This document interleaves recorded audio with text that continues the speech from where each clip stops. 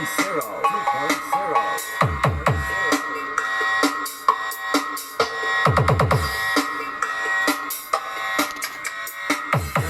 2.0 powered by Janjam 2.0.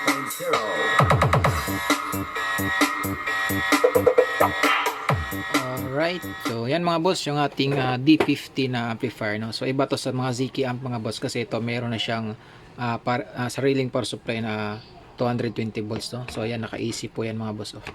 So yan, yung kanyang output mga boss is dalawa yung kanyang connection yan. Meron siyang speaker at saka tweeter. Yung sa tweeter mga boss, tweeter talaga yung lalabas kasi meron siyang filter. Sa audio IC naman na ginamit niya is malaki din naman mga boss yan. So di ko alam kung ilang watts to, kasi nakalagay sa description niya is 100 daw. So yan mga boss, meron na siyang input yan, RCE, USB, micro SD card meron din, optical meron din siya, at saka FM. Yung iba na naghahanap na merong FM, so ito mga boss, oh. So ito na lang yung bilhin nyo kung gusto nyo na merong FM. Yan, meron din siya mga boss. And then meron na din siyang mic. Yan, so try natin yung mic niya.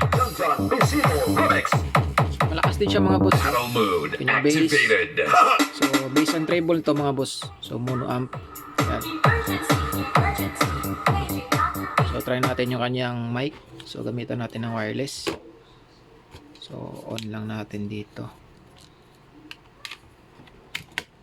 Yan, oops. So patayin muna natin yung music. Sa volume tayo. Try natin kung maganda ba yung kanyang mic. Hello, hey, sound check. Check, check. Wala. So bakit kaya wala? Ay, nakapatay pa dito. So hindi siya tumunog, ah.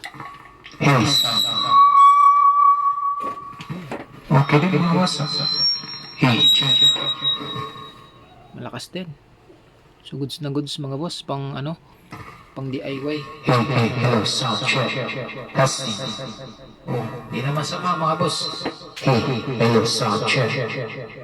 Gusto rin daw. So inaan nyo lang yung kanyang high o kaya yung kanyang mic volume para di po siya mag-feedback. Hey, hello, sound testing. One check, testing. So mga boss, goods na goods yung ating D50 na amplifier. So yan, testing natin ulit. Tayo muna natin yung mic.